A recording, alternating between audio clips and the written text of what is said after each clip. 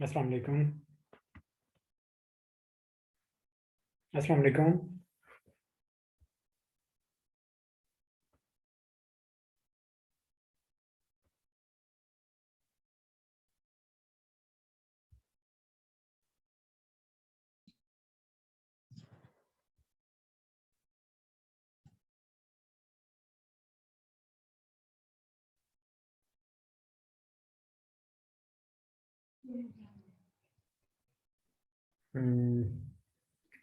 शेर यार, आप मुझे सुन पा रहे हैं?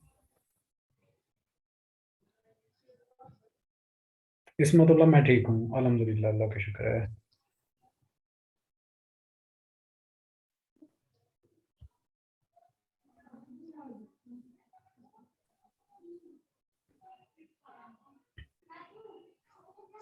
अच्छा, आपको आवाज़ मेरी सुनाई दे रही है?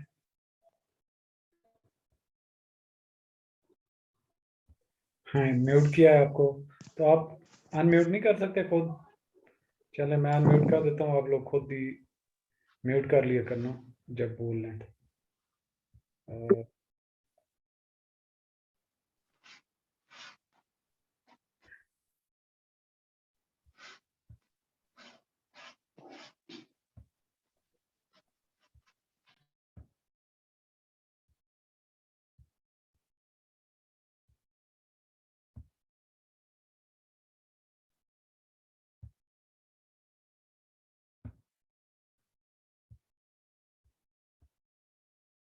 मेरे ख्याल में सारे ही म्यूट हैं, कोई भी नहीं बोल रहा। जी वालेकुम सलाम सर। नहीं, एक खुदा का बंदा सुनाई बोल तो पड़ा है। कैसे हैं जनाब, ठीक हैं? ठीक ठाक सर, आप सुनाए ठीक है? अल्लाह का शुक्र है। अच्छा, मुझे ये बताएं कि जो बाकी म्यूट हैं, मैं भी इतना ज़्यादा जूम यूज़ नहीं करता हूँ, तो जिसको इशू हो फिर खुद अगर म्यूट सर अनम्यूट नहीं ये कर सकते। आपकी तरफ से तो अनम्यूट हो चुके हैं, ये अपनी तरफ से अच्छा अनम्यूट हुए हुए, अच्छा, ओके आपने ओके। म्यूट कर दिए। ओके ओके, ठीक है। अगर किसी को खुद बोलना है तो वो अनम्यूट करके बोल ले, फिर म्यूट कर दिया करे। अच्छा, क्लास आप लोग बाकी भी पार्टिसिपेट कर रहे हैं, ज्वाइन कर रहे हैं, तो ये आपको रिकॉर्डिंग में भी अवेलेबल हो जाएगा सेशन। तो सबसे पहले मैं कुछ बातें करना चाह रहा था। लास्ट वीक हम क्लास नहीं कंडक्ट कर पाए थे, तो उसके लिए एक तो मैं माजरत करता हूँ आप लोगों से। अच्छा, यहाँ पे ये कहते हैं, मोहम्मद फराज कहते हैं कि आवाज़ नहीं आ रही। हम्म, आ रही है। मैक्सिमम कह रहे हैं कि आ रही है, कि एक आधे को नहीं आ रही शायद। आप अपनी तरह एंड पे चेक करें, मेरे ख्याल में आवाज़ मेरी तरफ से जा रही है, आपके कोई हेडफोन में कोई इशू होगा। अच्छा, आप लोग ज़रा पार्टिसिपेंट्स भी और आ रहे हैं, मैं तब तक अपनी बात को शुरू करता हूँ, फिर लेटर ऑन आप लोगों के क्वेश्चन भी लेंगे। सबसे पहले तो आज मैंने एक सेशन छोटा सा अपलोड भी किया था यूट्यूब चैनल पे। तो उसमें भी मैंने जो हमारे बैच 1 के स्टूडेंट्स, स्पेशली पहले दिन से जो अपनी क्लासेस को ठीक तरीके से लेके चल रहे हैं, उनको मैंने कहा था कि अब आप लोगों ने थोड़ा सा सीरियस इस लिहाज से लेना है कि ओवर कॉन्फिडेंस का फियर है मुझे, क्योंकि आप लोगों ने तैयारी अच्छी कंडक्ट की है।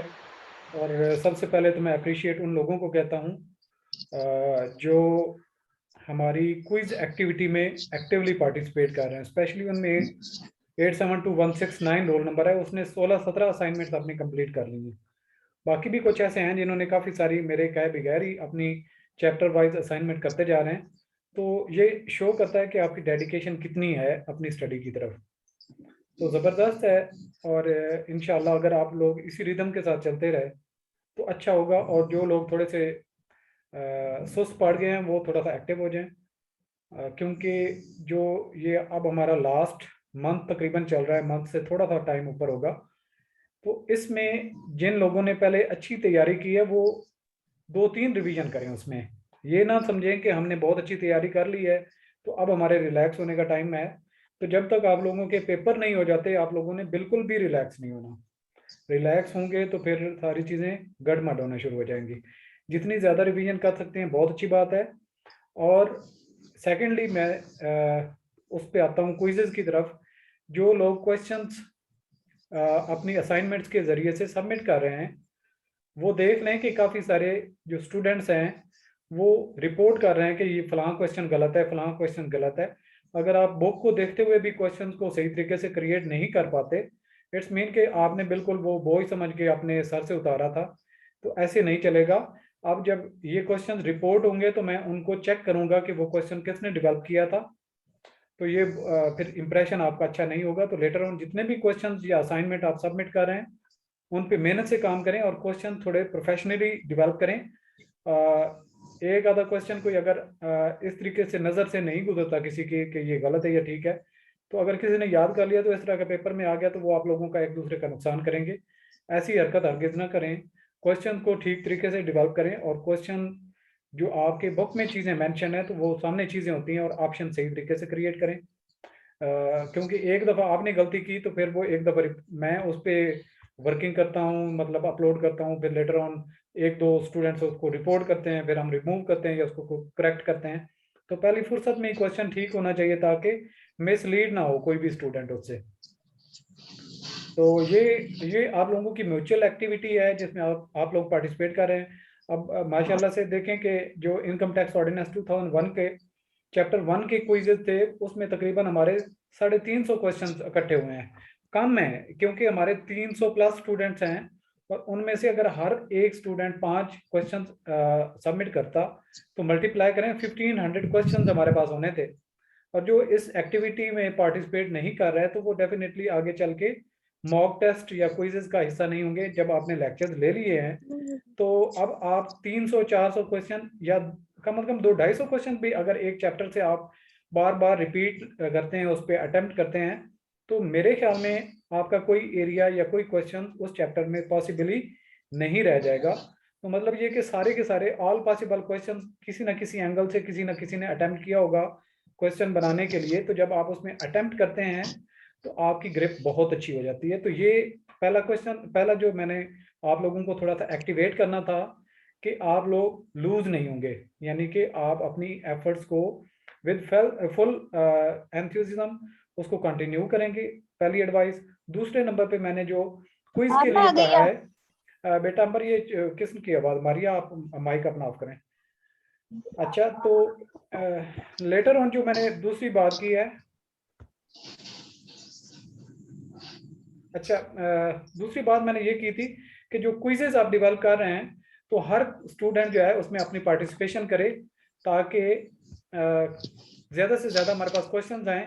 तो जब आप लोगों के मॉक टेस्ट होंगे उसमें जितना क्वेश्चन बैंक ज़्यादा होगा उतनी ही आपके लिए वो चॉइसेस भी अच्छी होंगी। और हम हो सकता है कि मॉक टेस्ट एक की बजाय 2-3 दफ़ा ले लें, क्योंकि जितनी दफ़ा आप क्वेश्चन को अटेम्प्ट करेंगे वो उतनी दफ़ा ही आपका रैंडमली क्वेश्चन बैंक डिवेल्प होता जाएगा। यानी कि एक दफ़ा जो आपने पेपर अटेम्प्ट किया है तो वो दूसरे दफ़ा वो टोटली पेपर आपका डिफरेंट होगा। तो जितना हमारे पास क्वेश्चन बैंक रिलायबल होगा, डेटा अच्छा होगा, उतने ही मॉक टेस्ट आपके अच्छे होंगे, आपकी क्विजेज प्रैक्टिस अच्छी होगी। तो ये आपकी अल्टीमेटली इससे जो फ़ायदा उठाना है वो ज़्यादा आपने फ़ायदा उठाना है, क्योंकि अल्टीमेटली आप लोगों के फ्यूचर है उसमें ही आपने गोल अचीव करके अपने कैरियर को प्रोग्रेस करना है। तो चलें, मैंने अपनी ये दो बातें ख़त्म कर ली और लेटर ऑन कोई अगर बात करने की ज़रूरत आएगी। हाँ, एक और मैं थर्ड बात इंपॉर्टेंट कहना चाह रहा था कि जो स्टूडेंट्स क्विज में हिस्सा ले रहे हैं और उनके सामने क्वेश्चन सामने आ रहे हैं कि कुछ गलत हैं क्वेश्चन, तो ये आप लोग ऐसे करें, MS वर्ड में एक फाइल खोल लें और जो क्वेश्चन आपको लगता है कि ये ठीक नहीं है तो उसकी आप स्क्रीन शॉट बना के उसमें सेव करते जाएं। तो जब आप पूरे चैप्टर को रिवाइज कर लें तो फिर जब आपको कंफर्म हो कि ये क्वेश्चन वाकई गलत हैं, पहले अपने एंड पे आप ताकीद कर लें, कंफर्म कर लें। लेटर ऑन मैं कोशिश करूंगा कि आप लोगों की जो क्विज अटेम्प्ट करने वाले हैं इनका मैं टाइम दिया करूं ताकि आपस में भी कोई डिस्कशन का आप करना चाहते हैं, या फिर ज़्यादा बेहतर ये है कि आप फेसबुक ग्रुप जो हमारा हार्वर्ड एकेडमी का है उसको एक्टिवली लेके चलें। जो चीज़ें आप शेयर करना चाहते हैं वहाँ पे शेयर करें, लेकिन एक चीज़ याद रखें कि आपने क्वेश्चन बैंक को वहाँ पे शेयर करने की ज़रूरत नहीं है। जो क्वेश्चन एक दूसरे से डिस्कस करने की बात है तो वो कर सकते हैं आप, लेकिन ये कि जो एकेडमी का जो क्वेश्चन बैंक है उसके स्क्रीनशॉट लेके आपने उधर कहीं शेयर नहीं करते रहना। अगर इस तरह का कोई रिपोर्ट होगा तो डेफिनेटली उसकी मेंबरशिप सस्पेंड हो जाएगी। तो क्योंकि ये आप लोगों की एफर्ट है, आप लोगों ने फ़ायदा उठाना है, तो डेफिनेटली हम इस प्लेटफॉर्म से आप लोगों के लिए ये एफर्ट कर रहे हैं। तो चीज़ों को आपने थोड़ा सा प्रोफेशनल तरीके से हैंडल करना है क्योंकि अब मैं भी आप लोगों के लिए लेटर ऑन जितना भी सिलेबस हमारा रहता है, अनलकली मेरा हफ्ता डेढ़ हफ्ता तबीयत खराब रही थी और फिर मुझे घर एक दो चक्कर लग गए थे, जिसकी वजह से हमारा सिलेबस थोड़ा पेंडिंग हुआ। अदरवाइज मेरा टारगेट यही था कि 15 अक्टूबर तक सिलेबस को मैंने ख़त्म करना था, लेकिन मेरा अपना पीएचडी के थीसिस भी था, उसके सिनॉप्सिस वगैरह पे मुझे डिफेंस देना था, इसलिए भी थोड़ा सा बिजी हो गया, तो थोड़ा सा हम डिले हुए। तो कोई बात नहीं, हम इन टाइम में सारी चीज़ें हम इंशाल्लाह कवर करते जाएंगे। तो आप लोगों ने अपनी एक्टिविटी को एक्टिवली ज़रा बेहतर तरीके से, प्रोफेशनल तरीके से लेके चलते जाएं, और जो क्वेश्चन आपको गलत लगते हैं उनको अपने पास रिकॉर्ड करते जाएं, एमएस वर्ड में एक फाइल बनाते जाएं। लेटर ऑन मैं उस क्वेश्चन बैंक के हिसाब से हर चैप्टर की करेक्शन भी करता जाऊंगा, ताकि आप लोगों के कोई भी क्वेश्चन ऐसा ना हो जो गलती से आप लोगों को मिसलीड करे। तो ये 5-7 मिनट मैंने आप लोगों के डायरेक्टली खुद ही ले लिए, लेकिन ये एडवाइस करना लाजमी था। तो अब आप लोग एक एक करके सवाल भी कर सकते हैं। हेलो जी मुजीब बात करें। जी, अस्सलाम वालेकुम सर। वालेकुम अस्सलाम। अच्छा सर, मेरे कुछ एक दो सवाल हैं। क्विज़ेस तो मैंने देखे हैं और उसमें कुछ थोड़ी बहुत गलतियां हैं जो आप कि मुझे मैंने रोल आपको नंबर बताएंगे अपना? एक मुझे याद नहीं है, मैं आपको बता दूंगा, चलें ठीक एसएमएस है। कर दूंगा। हम्म।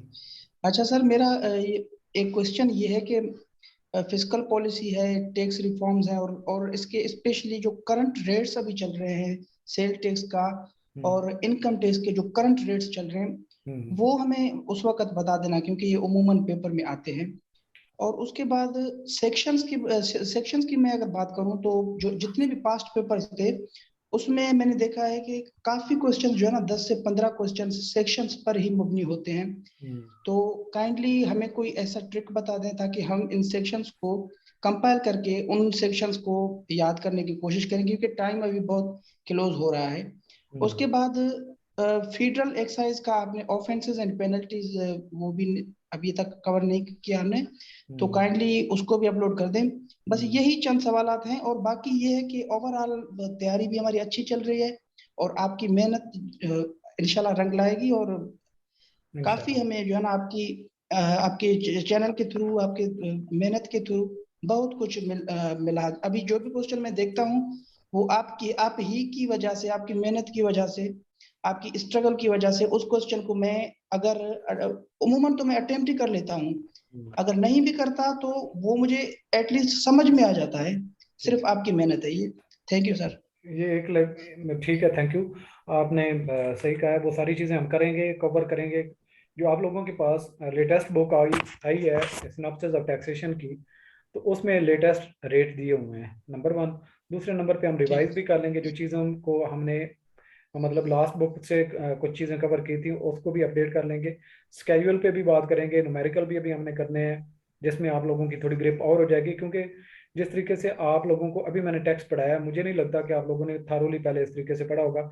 अगर हम एक दफ़ा न्यूमेरिकल भी कर लेंगे तो फिर आप लोगों की ग्रिप और अच्छी हो जाएगी। तो मैं ये चीज़ें अभी करने वाली हैं, एक दफ़ा सिलेबस को गो थ्रू हम कंप्लीट कर लें तो इंशाल्लाह टाइम भी है, तो सारी चीज़ें अच्छे तरीके से भी होंगी। आप लोगों के जो माइंड में चीज़ें आ सकती हैं तो शेयर ज़रूर करें कि जो चीज़ें हैं डेफिनेटली ये मेरी एक अकेले की एफर्ट नहीं है, आप लोग उसको परसू जो कर रहे हैं, और कई सारे स्टूडेंट्स हैं पढ़ाने के बावजूद जो फॉलो नहीं कर रहे, तो वो कुछ भी नहीं कर रहे। मेहनत तो मेरी उनके लिए भी है, लेकिन जो खुद मेहनत करते हैं वो मेरे से भी कुछ आगे चल रहे होते हैं। जैसा कि मैंने आपको कहा, मुझे अब नाम नहीं उस लड़के का याद, लेकिन उसने बहुत एक्टिवली मुझे रात को उसके असाइनमेंट्स देख के बड़ी अच्छा लगा था। और साथ में जो आप अपनी असाइनमेंट्स भेजते हैं वो फॉर्मेट मैंने आप लोगों के ग्रुप में भी शेयर किया था। हर क्वेश्चन के एंड पे एक कॉलम ऐड कर दें, वो रोल नंबर अपना मेंशन किया करें। बहुत सारी ऐसी असाइनमेंट्स हैं जिनमें रोल नंबर नहीं मेंशन और वो ग्रुप में ज्वाइन नहीं हो पाए अभी तक। तो जिस किसी को इशू ऐसा है कि जिसने अपने रोल नंबर अपनी एक्सेल फाइल में ऐड नहीं किया था और वो ग्रुप में ऐड नहीं हुआ, वो दोबारा अपना रोल नंबर ऐड करके अपनी रीसबमिट कर दे अपनी एक्सेल की फाइल को असाइनमेंट की फॉर्म में, तो ताकि वो अपने ग्रुप में ऐड हो जाएं और प्रैक्टिस करना शुरू कर दें। तो इंशाल्लाह आज मैं कोशिश करूंगा, आज नहीं तो कल सेल्स टैक्स की भी क्विज़ेस चैप्टर 1 की अवेलेबल हो जाएंगी, और लेटर ऑन इसी तरीके से चैप्टर वाइज हम ऐड करते जाएंगे। ठीक है, थैंक यू सर। अस्सलाम वालेकुम सर। वालेकुम अस्सलाम जी सबा। सर ये जो अभी इन्होंने बात की कि जो करंट रेट्स हैं हमारे इसके एफपीआर फिस्कल पॉलिसी के और ये सारे, तो सर इस पे ना हम एक सेपरेट असाइनमेंट भी तो बना सकते हैं ना, जितने करंट रेट्स होंगे उन सब पे एट द एंड। जी, और उसको फिर ऐड कर दें तो हाँ वो ज्यादा ये इजी हो जाएगा ना। ये एग्जैक्टली आपने बिल्कुल ठीक कहा है। तो हम लेटर ऑन ये भी कर सकते हैं कि जिस तरीके से आप लोगों के रोल नंबर वाइज है, हर एक को हम ये कह दें कि जी अपने सेक्शन में से, यानी कि अगर किसी का रोल नंबर 101 था, मैं सपोज करता हूँ, मैं मेंशन कर लूंगा फिर, तो वो सेक्शन 1 के बारे में बताया कि सेक्शन 1 किस का क्या टाइटल है, तो वो उसमें से 2-4 एमसीक्यूज बनाए। तो इस तरीके से सेक्शन 2 में से बनाएगा, 3rd में से बनाएगा, या फिर जो एक्टिवली अपनी असाइनमेंट सबमिट कर रहे हैं उनको 10-10 सेक्शन दे देंगे कि जी सेक्शन 1 से लेकर 10 तक जो उनके टाइटल वगैरह आप क्विजेस बना ले।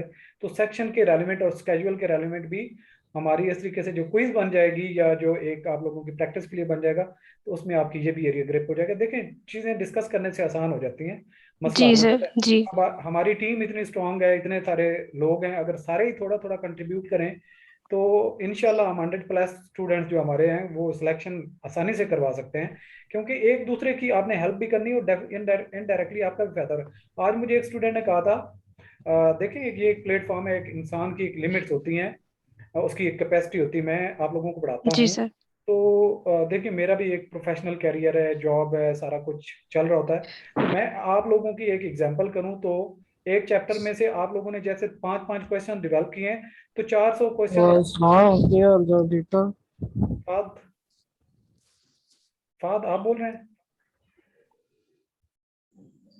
फहद, ये अपना म्यूट करे ये लड़का फाद। मेरे पास इसका ऑप्शन पता नहीं आ रहे हैं। बिल्कुल दरम्यान में ही आके तूने लुत्फ तो दिए यार। अच्छा, तो बाद में ये कह रहा था कि 400 एक चैप्टर में से क्वेश्चन कोई भी टीचर आपको ना तो बना के देगा, ना कोई इतना उसका माइंड होता है, ना इतना वो थारोली गो थ्रू करेगा। लेकिन आप लोगों ने 5 क्वेश्चन अगर ऐड करने से एक बच्चे को 400 क्वेश्चन पे प्रैक्टिस मिल रही है, तो डेफिनेटली ये एक टीम एफर्ट है। तो इसमें ये नहीं है कि मैं मतलब मेरी आसानी भी इसी में है, और एक प्लेटफॉर्म चूंकि हम कर रहे हैं तो इसमें मिल के हमने एफर्ट करनी है, और फायदा अल्टीमेटली स्टूडेंट्स का ही है। जी बिल्कुल सर, एग्जैक्टली। चलिए नेक्स्ट, किसी ने क्वेश्चन पूछा? Thank you sir. वेलकम। अस्सलाम वालेकुम सर। वालेकुम तफैल। सर काइंडली आपसे बात पहले भी हुई थी व्हाट्सएप पे कि मतलब मैं जिस तरह पहले भाई ने बताया कि मतलब आपने जिस तरीके से पढ़ाया, अभी हमें मतलब महसूस हो रहा है कि हम आगे खुद भी पढ़ सकते हैं चैप्टर। तो मैंने सर उधर आपसे पूछा था कि मतलब इनकम टैक्स के जो 5 हेड्स है वो तो हमने कवर कर दिए, उसके रिलेटेड आगे हमने जो पढ़ने में एडवांस में पढ़ना चाहता हूँ कि मतलब खुद से थोड़ा रीड कर लूँ। आगे चंद दिन जो है मुझे थोड़ी मसरूफियत है, शादी है, उधर थोड़ा टाइम चलें, देना पूरी पड़ेगा। पूरी क्लास की तरफ से आपको सबसे पहले तो बहुत बहुत मुबारक हो एडवांस में शादी के लिए। आप तैयारी जरूर करें। ये आपको तो फिर पेपर याद ही नहीं होना चाहिए था शादी की तैयारी की। शादी की टेंशन नहीं है? नो सर, वो ऐसे कोई मसला नहीं है। मैं कह रहा हूँ कि मैं पहले से पढ़ लूँ तो फिर आसानी होगी मेरे लिए। नहीं कायदे आजम मैं सर रिसेंटली ग्रेजुएट हुआ हूँ, इतना मसला नहीं है पढ़ाई में सर। पेपर आदत पेपर आदत है पेपर के पढ़ने की दिनों में सर। शादी रखोगे तो टेंशन तो होगी, क्यों नहीं होगी? नहीं सर, इतना इतना टेंशन नहीं है। और दूसरी बात ये थी सर, जो पेपर में देख ली उसमें मोस्टली जो है ये प्रीपोजिशन पार्ट है और वोकेबलरी है। बाकी जो ग्रामर हमने पढ़ लिया नहीं, ओवर सर वो। कॉन्फिडेंस ना हो। वोकेबलरी इसमें नहीं होगी आप लोगों की, ग्रेड 16 वाली जो जॉब है मैंने इसलिए रिमूव कर दी थी वोकेबलरी के सेशन को। तो बाकी आप लोगों ने ग्रामर की ईच एंड एवरीथिंग को देखना है, उसको बिल्कुल लाइट नहीं लेना। और इंशाल्लाह हम लेटर ऑन इस पे भी क्विजेस देंगे आप लोगों के, वो भी क्वेश्चन बैंक आपका अच्छा अवेलेबल हो जाएगा, तो उसमें भी आपकी अच्छी प्रैक्टिस हो जाएगी। अच्छा, तो फिर मैं आपकी बात आगे लेके चलता हूँ कि आप अगर समझते हैं कि आपको आगे मुख्तलिफ चैप्टर पढ़ने चाहिए तो पढ़ने पे कोई पाबंदी नहीं है। और देखिए, यस मैं सर। मेरी जो पढ़ाने की आदत या पढ़ने की आदत सेम है, क्योंकि मेरी मैक्सिमम तकरीबन 80% स्टडी जो है, सिवाय ये एमफिल और पीएचडी के, मैंने डिस्टेंस लर्निंग बेसिस पे की थी आफ्टर मैट्रिक। तो मेरी एक आदत ही ऐसी डेवलप हुई है, और उसी तरीके से मैं चीज़ों को लेके चलने की कोशिश करता हूँ, समझाने की कोशिश करता हूँ। कुछ लोग उसमें बोर भी होते हैं कि देखें ये तो जस्ट रीडिंग है। तो ये रीडिंग, कंसेप्ट और समझना, ये चीज़ एक मिक्स होती है, परफेक्ट कोई भी नहीं होता। देखें, तो आप अपने चीज़ों को लेके चल सकते हैं, उसमें कोई पाबंदी नहीं है। आप अपनी चीज़ों को अच्छे तरीके से, जब आप हम रिवीजन करेंगे, लेक्चर बनाएंगे, तो आपकी ग्रिप और भी अच्छी हो जाएगी। लेकिन थोड़ा प्रॉब्लम ये होता है कि सेल्फ स्टडी में अगर आप नॉन सीरियस होकर पढ़ते हैं तो कंसेप्ट आपके वीक अगर बन जाएं तो दोबारा अच्छा पढ़ाने से भी आपके वो कंसेप्ट चेंज नहीं होते। तो अभी हमारे पास टाइम भी है, लेक्चर्स भी आएंगे, तो जो ऑलरेडी लेक्चर्स अवेलेबल हैं अगर आपने उनको 100% सारा कवर कर लिया है तो जाने पे कोई पाबंदी नहीं। अगर नहीं किया तो लेक्चर्स को पहले फोकस करें, साथ में प्रैक्टिस करें। सर मैंने जो आपने पढ़ा है अभी तक सारा कवर किया 100%, जो भी पढ़ा है। बस इंग्लिश में ठीक है, चंद पार्ट है, फिर आप प्रीपोजिशन पे मैं स्टॉप हूँ, बाकी मैं सारा आप ठीक, ओके ओके ओके, कोई नहीं, फास्ट लेन पे चलने पे कोई पाबंदी नहीं है, आप ट्रैक बदल के थोड़ा सा आगे भी जा सकते हैं, कोई ऐसा इशू नहीं है। ठीक है, नेक्स्ट कोई क्वेश्चन करें। अस्सलाम वालेकुम सर। वालेकुम सलमान, कैसे हैं? ठीक है। अल्हम्दुलिल्लाह सर, ठीक ठाक। सर मुझे एक चीज़ क्लियर करनी है, जो एफपीएससी में इंग्लिश 20 मार्क्स से होती है सर, ये इसको मतलब पोर्शन वाइज क्लियर करना होता है कि ओवरऑल हमें 100 में से मार्क्स लेने होते हैं अच्छा, यहाँ पे पास देखें करने के लिए? सलमान, एक बात कहूँ, ये कम्पिटिटिव एग्जाम है, कई सारे क्वेश्चन मुझे स्टूडेंट ऐसे करते हैं कि जी कितने पे मेरिट बनेगा, कितने पे हम पास होंगे, ये भाई एकेडमिक नहीं, लेवल मेरिट की बात सुने नहीं है सर, मैं सलमान, इंग्लिश के सिर्फ पूछ रहा हूँ। सलमान आपने बस जी जी बात कर लिया, आगे मैं सारी चीज़ आपको कम्युनिकेट करता हूँ कि वो स्टूडेंट जी। पूछ रहे होते हैं कि एकेडमिक लेवल कैसे हम पास कर सकते हैं ये, या फिर हम इंग्लिश के पार्ट को पास करना लाजमी है कि हम ओवरऑल पास हो सकें। तो मैं यहाँ पे आपको एक क्लियर बताऊं, ये ओपन कम्पिटिटिव एग्जाम होता है, वन पेपर भी और सीएसएस भी। तो कम्पिटिटिव एग्जाम का मतलब है कि एक एक नंबर से कंपटीशन होता है, और जो स्टूडेंट इंग्लिश के 20 मार्क्स नॉर्मल सी इंग्लिश में 10 या 15 नहीं लेता तो वो आगे चल के कम्पीट नहीं कर पाता। वो भले कहे कि मैं इंग्लिश में फेल हो गया था या सारा का सारा, आपका क्वेश्चन जो 100 क्वेश्चन होते हैं उसमें मेरिट में कोई कहीं शो करने की अलग से तरतीब नहीं होती कि इंग्लिश में इसके इतने थे या इतने थे। वो 100 में से अगर 80 पे मेरिट बन रहा है तो 80 वाला भले इंग्लिश के 20 क्वेश्चन भी गलत हैं तो बाकी उसके 80 पूरे हैं, तो 80 पे मेरिट बन रहा है, तो वो इंग्लिश की सेग्रीगेशन का ऐसा कोई तरीकाकार नहीं है। वो मशीन बता देती है कि इसके जो आपकी बबल शीट से वो नंबर काउंट करके कि इतने इसने नंबर लिए हैं, उस बेसिस पे वो आपका रिजल्ट कंपाइल होता है। तो अगर आप लोग इंग्लिश के 20 में से 15 प्लस नहीं लेते तो आप ये भूल जाएं कि आप मेरिट में आएंगे। तो अब तो जो इंस्पेक्टर इन लैंड रेवेन्यू के बैच के हवाले से हम बात करें या इसकी पोस्ट के हवाले से बात करें, तो मैंने पहले भी 2-3 दफ़ा मिसाल कोट की थी कि 2013-14 में मैंने ओपन मेरिट पे क्वालिफाई किया था, और मैंने यही सिनॉप्सिस ऑफ टैक्सेशन की बुक को सही प्रॉपरली इसके हेड्स ऑफ जो टैक्स हैं, यानी कि सोर्सेज ऑफ टैक्स जो 5 हैं, उनको भी सही प्रॉपरली नहीं पढ़ पाया था। और कंसेप्ट थे उस वक्त मेरे आईसीएम में इंटर हुआ था, तो मैंने यानी कि रिसेंट सिनॉप्सिस ऑफ टैक्सेशन को पढ़ा हुआ था। तो इसके बावजूद यानी कि फुल टाइम एक दफ़ा मैंने पढ़ा भी नहीं था बुक को, ओपन मेरिट पे मैंने फिर भी क्वालिफाई किया था। अब आप लोगों को उससे मैं अगर मैं 100% की बात करूं तो 25% मैंने स्टडी करके ओपन मेरिट पे क्वालिफाई किया था। अब आप लोगों पे जितनी मैं मेहनत कर रहा हूँ तो 100% कर रहा हूँ, तो इसके बावजूद मैं आप लोगों से कहता हूँ, ताकीद करता हूँ कि बार बार आप चीज़ों को रिपीट करें। क्यों? क्योंकि आप देखें यूट्यूब पे भी देखें, बाकी एकेडमीज भी देखें, एक तो वो लोग फीस भी इतनी ज़्यादा सारी चार्ज कर रहे हैं, और दूसरे नंबर पे वो आप लोगों को चंद एक लेक्चर्स में सारी की सारी चीज़ें कम्युनिकेट करने की कोशिश करते हैं, मेन चीज़ें। लेकिन पेपर का पैटर्न मेन कंसेप्ट के अलावा बहुत सारी छोटी छोटी बातें होती हैं, जो बुक को थारोली आप चीज़ें कवर करते हैं तो फिर आपके वो कंसेप्ट इंटीग्रेट होते हैं। इसीलिए मैं बुक को भी साथ लेके चलता हूँ, कंसेप्ट भी कम्युनिकेट करने की कोशिश करता हूँ, न्यूमेरिकल भी करवाता हूँ, साथ में आप लोगों की क्विज़ेस प्रैक्टिस भी करवा रहा हूँ। एफपीएससी के एग्जाम का जो मेरा एक्सपीरियंस है, जिस तरीके से मैंने हमेशा पढ़ के किसी भी पेपर को गो थ्रू इजिली कर लेता हूँ, तो आपको उसी एंगल पे, उसी रास्ते से, उसी तरीके से लेके चल रहा हूँ। लेटर ऑन आप कोई मेरा कोर्स नहीं भी लेते या किसी और 17-18 ग्रेड की पोस्ट के लिए भी अप्लाई करते हैं, तो यही पैटर्न लेके चलते हुए आप सिलेबस अगर कवर करेंगे तो इंशाल्लाह आप लोग क्वालिफाई करेंगे। तो इमरान, पता नहीं आपने, लड़का सलमान था मेरे ख्याल में सवाल करने वाला, उम्मीद है कि आपको सवाल मेरे का जवाब सही तरीके से मिल गया होगा, जिस तरीके से आपको लेके चलना भी चाहिए और जवाब अंडरस्टूड भी होना चाहिए। अस्सलाम वालेकुम सर। Thank you sir. अच्छा जी इमरान। अस्सलाम वालेकुम सर। जी सर ये पूछना था कि इंग्लिश की असाइनमेंट अगर आप असाइन कर देते तो फिर इजी हो जाता है, यानी कि मैं डेली यार बस मुझे थोड़ा सा बंदा करता था। थोड़ी सी फुर्सत दें, मैं जो आप लोगों के असाइनमेंट का सेशन है उसके अंदर मैं जी ऐड सर। कर दूंगा कि असाइनमेंट 1 2 3 4 5 मैं 20-25 तक एक लाइन तरतीब दे दूंगा, ताकि जब आपके पास फुर्सत होती है वो असाइनमेंट सबमिट करते जाएं। और एक कोशिश करें कि असाइनमेंट जो भेजें उसका असाइनमेंट नंबर और उसका कौन से टॉपिक में से है, आपका रोल नंबर क्या है, कहीं ना कहीं ज़रूर मेंशन किया करें। तो जो फॉर्मेट मैंने भेजा हुआ था उसका ज़्यादा बेहतर है कि उसी फॉर्मेट पे असाइनमेंट नंबर लिखें, टॉपिक का नाम भी लिखें, ये इनकम टैक्स ऑर्डिनेंस 2001 के चैप्टर कौन से के मुतालिक है, या फिर आप लेटर ऑन शीट के अंदर तो कम अज़ कम ऐड कर दें, ताकि मैं कोई भी उस शीट को देखे तो पता चल जाए कि किसने बनाई है और किस टॉपिक में से ये क्वेश्चन बने हैं। तो ये थोड़ा सा बेसिक चीज़ें हैं, उनको अगर आप देख लें ताकि लेटर ऑन मैं जब क्वेश्चन बैंक आपका बना रहता हूँ तो मुझे भी आसानी है। चलें, नेक्स्ट किसी ने क्वेश्चन अगर करना हो तो। अस्सलाम वालेकुम सर, मैंने करना है। वाचन करें जी, करें जरा।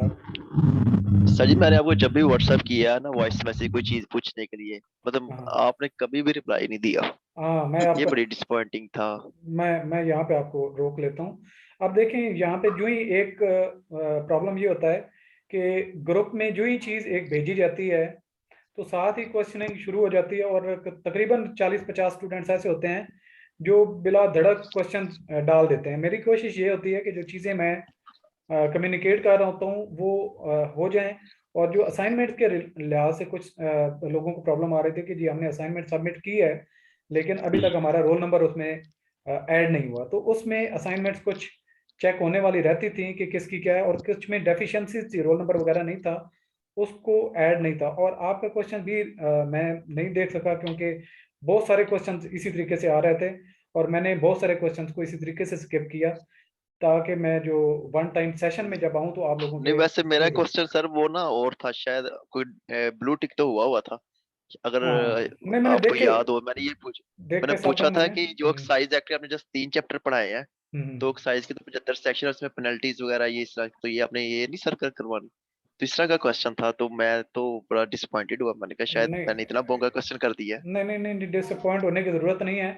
ये वो बेसिक क्वेश्चन है जिसका मैंने ऑलरेडी कितनी बार आपको आंसर किया है कि हमने हर चीज कवर करनी है। अभी तो चीजें चल रही हैं ना, जब मैंने कहना है कि ये फाइनल हो गई है सारी चीजें, तो तब कोई रहती हुई तो मायूस भी हूँ, परेशान भी हूँ। अभी तो मुझे मूव ऑन करने दें थोड़ा सा, क्योंकि ये आप लोगों की प्रैक्टिस क्विजेज वगैरह भी अवेलेबल हो रही हैं, साथ में सारी चीजें मुझे मुझे पता है इन लाइन है। और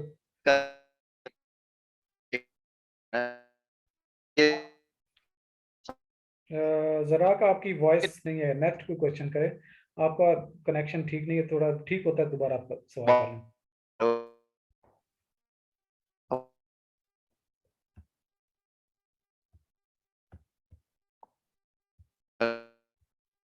नेक्स्ट कोई सवाल करेगा?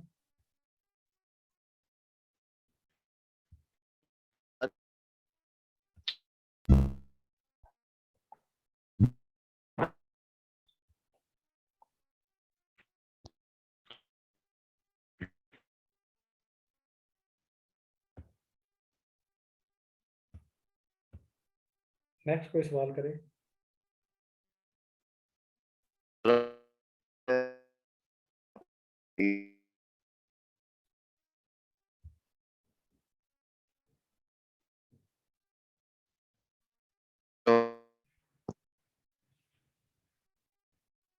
जरा आपकी आवाज नहीं आ रही, आप जरा होल्ड ऑन करें, लेटर ऑन दोबारा क्वेश्चन कर लेना। आप आपकी स्क्रीन पे आपका ही क्वेश्चन चल रहा है, अभी आप दोबारा कनेक्ट करके करें।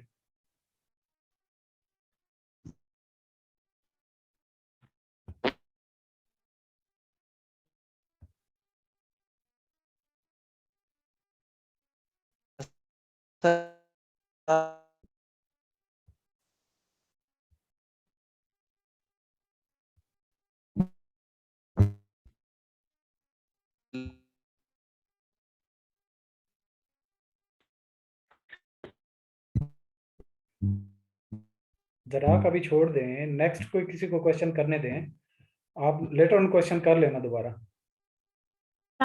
नेक्स्ट शगुफ्ता आप सवाल करें।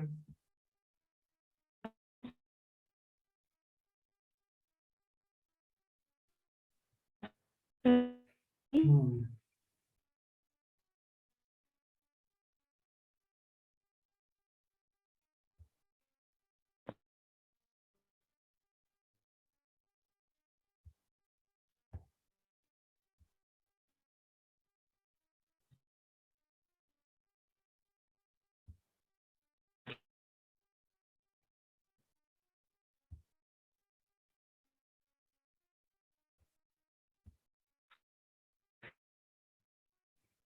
क्या इशू आ गया है? सबके सवाल खत्म हो गए हैं या फिर इंटरनेट मेरा डाउन चल रहा है?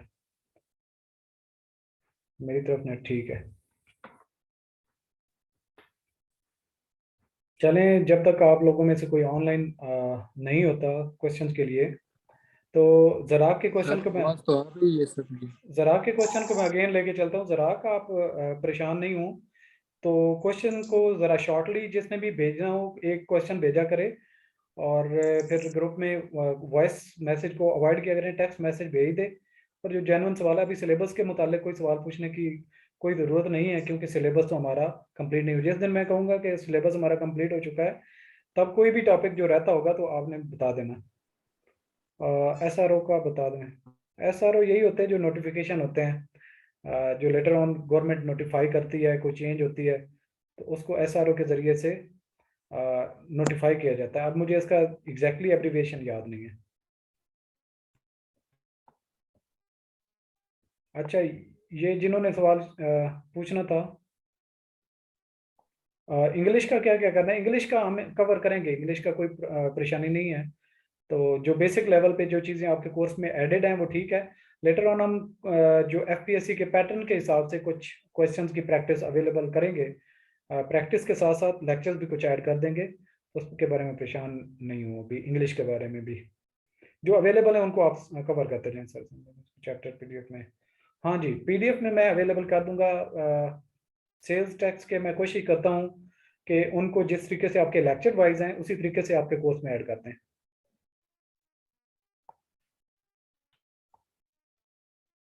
अच्छा, ये ज़राक आपकी तरफ से सवाल है, डेबिट नोट क्या है और क्रेडिट नोट क्या है? तो इसमें ये है कि आप लोगों का एक टैक्स पेयर होता है, एक यानी कि एक सेलर, एक बायर। तो टैक्स क्रेडिट मीन के आप जब किसी चीज़ कोई चीज़ सेल करते हैं और आपको टैक्स पे फ़ायदा मिलना होता है किसी और दूसरी पार्टी के टैक्स पे करने के साथ, यानी कि किसी ने आपका विद होल्डिंग टैक्स पे किया था, विद होल्डिंग टैक्स रखा हुआ है उसने, तो जब आप अपनी लाइबिलिटी पे कर लेते हैं तो दूसरा भी लाइबिलिटी क्लियर करता है, तो उसको टैक्स डेबिट नोट और क्रेडिट नोट कहते हैं। और इस पे मैंने डिटेल से बताया था एक ठीक है। इसमें तो फैल आपके इंटरनेट कनेक्शन का इशू है। अच्छा, उसमें आपके सेलर और बायर का होता है कनेक्शन, यानी कि एक पेमेंट करने वाला और एक पेमेंट रिसीव करने वाला, ठीक है। तो उसमें एक पार्टी दूसरी पार्टी के साथ मुंसलिक होती है ड्यूटी के लिहाज से। एक पार्टी अगर अपनी लाइबिलिटी क्लियर करती है तो रिफंड आप क्लेम कर सकते हैं। तो ये जो आप लोग ऑनलाइन अगर ये सारी की सारी ट्रांजैक्शन FBR के सिस्टम के साथ लिंक्ड होती हैं तो डेबिट क्रेडिट नोट वही होता है कि दूसरी पार्टी की टैक्स पे करने की वजह से आपको टैक्स पे करना पड़ेगा तो डेबिट नोट है, और आप दूसरी पार्टी के टैक्स पे करने से आपकी लाइबिलिटी क्लियर हो रही है तो ये क्रेडिट नोट है। यानी कि दोनों पार्टीज आपस में एक्सेप्ट करती हैं कि हाँ मैंने इसको चीज़ें सेल की थी, दूसरा कहता है हाँ मैंने इससे चीज़ें परचेज की थी। एक 1/4 जो होता है टैक्स की पेमेंट का जो विद होल्ड किया होता है, तो उसके वो पे करने से आपकी लाइबिलिटी भी क्लियर हो जाती। तो इस तरीके से सेलर और बायर एक दूसरे को जो ऑन करते हैं तो ये डेबिट और क्रेडिट नोट इसको कहते हैं। Federal ITO sales tax fed, mock test में ITO के कई मेंशन है। ये स्केड्यूल्स के बारे में, सेक्शंस के बारे में, चैप्टर्स के बारे में अभी परेशान ना हो, इसको हम लेटर ऑन देख लेते हैं। इसके ऊपर भी हम लेक्चर बनाना हुआ तब भी, या फिर क्विज बना लेंगे। तो जो लेटेस्ट एडिशन है उसके मुताबिक जितने भी सेक्शंस हैं सारा कुछ वो लेके चल लेंगे। इसके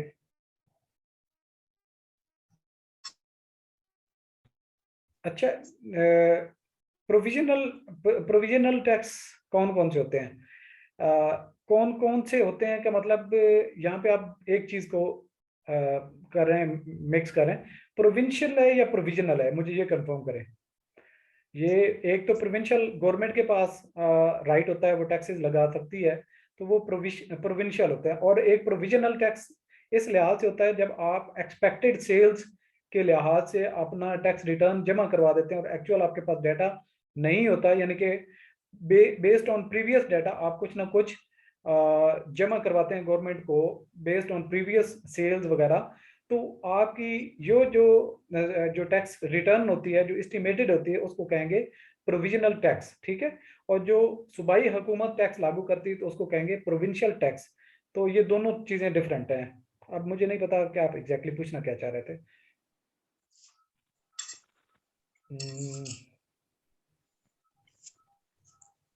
अच्छा, नेक्स्ट, अभी किसी की वॉइस काम नहीं कर रही, वॉइस मैसेज।